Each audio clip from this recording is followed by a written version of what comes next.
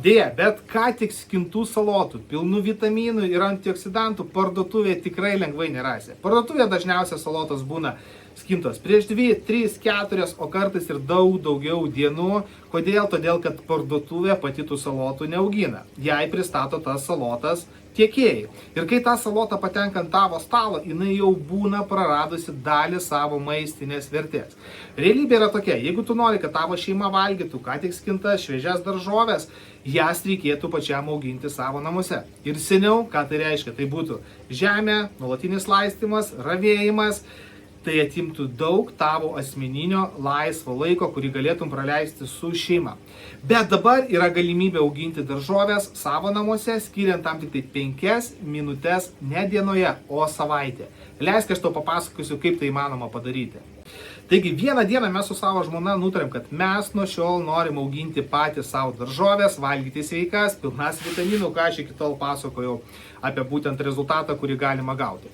Ir mes su žmona pabandėm, sakom, mes nenorim didelio daržo, mes norim pasibandyti, mes paėmėm tos tokius didelius vazonus, auginimo kibirus, į kuriuos supylėm žemės ir pradėjome daržininkauti. Realybė buvo tokia, kad mes turėjom praktiškai kiekvieną dieną laistyti, nes iš pradžių vasaros dienos buvo karštos, bet paskui vasara subjūro ir rezultatas buvo iš tikrųjų kelis kartus prastesnis, negu mes tikėjomės. Dar didesnis šokas buvo tas, kad mes suvokėm, kad mes auginti patys savo daržoves galėsime tik tai vasaros metu, o rudenį, žiemą, pavasarį mes negalėsime džiaugti šviežiamis daržovėmis, kurias patys užsiauginame. Ir tada, kaip nutinka kartais gyvenime, aš pamačiau filmą, kuriame pasakojo tokią istoriją apie žmogų, apie žmogaus kelionę, vadinkim taip. Ir ten buvo elementas toksai, kai parodė, kad po žeme auginamos yra tam tikras auginamas derlius. Manau, kad daug kas tą filmą esat matę, jisai tikrai yra žinomas, bet nesvarbu, kad ten augino. Man tai buvo aha efektas, kad aš pamačiau, kad vis dėlto galima sudaryti sąlygas ir auginti daržoves ištisus metus. Aš pradėjau knystis, aiškintis, domėti, eksperimentuoti ir aš radau 3 esminius dalykus, kurių reikia tam, kad būtų galima auginti daržovę savo namuose ištisus metus. Ir šitais 3 dalykais aš noriu su tavimi pasidalinti. Taigi, pirmasis esminis elementas yra tas, kad augalui nereikalinga žemė tam, kad jisai užaugtų. Jam reikalingi tik tai tie elementai, kurie yra žemėje. O kas yra žemėje? Tai pirmiausia, tai yra maistinės medžiagos, kurios patenka į augalą per šaknis, tada, kai mes, vadinkim, palaistome tą žemę. Kai mes palaistome žemę, esantis mineralai, maistinės medžiagos tirpsta ir per šaknis augalas gauna jas. Ir taip jisai maitina save, taip jisai auga. Antras esminis elementas yra tas, kad augalui augti nėra būtina saulė. Jam reikalinga ta energija, kurią jisai gauna iš saulės. Todėl, jeigu mes naudojame vietoj saulės auginimo lempas, mes atveriam savo galimybę augalui augti ištisus metus. Ir trečias esminis elementas, ir sakyčiau pats svarbiausias, tas, kad augalas pats puikiai žino, kaip augti. Mūsų darbas jam yra netrukdyti. Jeigu mes jam duodame vandens su maistinėmis medžiagomis, jeigu mes jam duodame energijos šviesos, ar iš saulės, ar iš auginimo lempos, augalas auga jau milijonus metų, jisai žino viską, kaip ką daryti ir tam nereikia kažkokių spec žinių, tam nereikia jokių įgūdžių. Realiai susitvarkyti auginti namuose pats tokiu būdu net 5-tokas ir tam pakanka vos 5 minučių savaitėje, o tos 5 minutės skirtos yra tam, kad tiesiog papildyti vandens rezervuarą, vazonėlį, kuriame auga augalas, tomis maistinėmis medžiagomis, tam, kad jo nepritrūktų.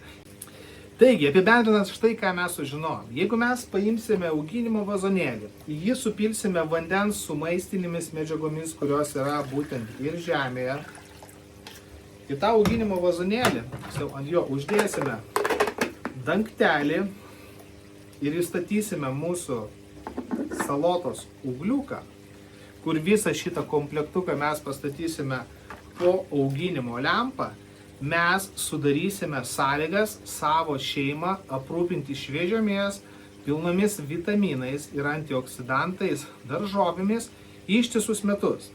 Taigi, o dabar kiekvienam, kuris nori ne daržininkauti, o skirti vos tik tai kelias minutės į savaitę ir džiaugti savo paties užaugintomis šviežiomis, traškamis daržovėmis, aš parašiau specialų pradedančio, galim tai vadinti ir salotų auginimo rinkinį, nors iš tikrųjų jame galima auginti ne tik salotas, galima auginti ir bazilikus, krapus, petražolės, rūkola, kalė kopūsta, kas čia dar yra, špinatus, kalendrą, svogūnų laiškus.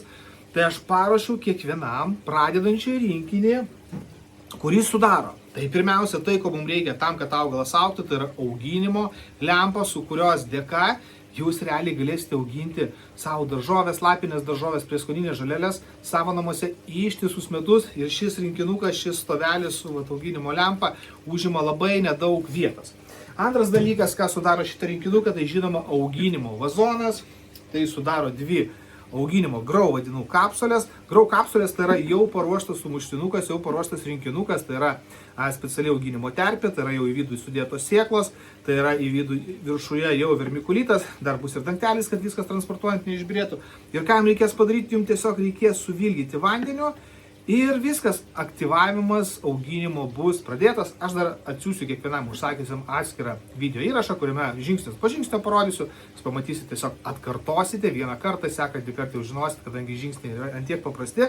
Tai jūs gaunate dvi grau kapsulės, jūs gaunat štai tokią mano suprojektuotą daigyklą. Ta daigykla yra tam, kad kai mes sudrėkiname grau kapsulės, mes jas įstatome į štai šią daigyklėlę ir laukiame tol, kol augalas.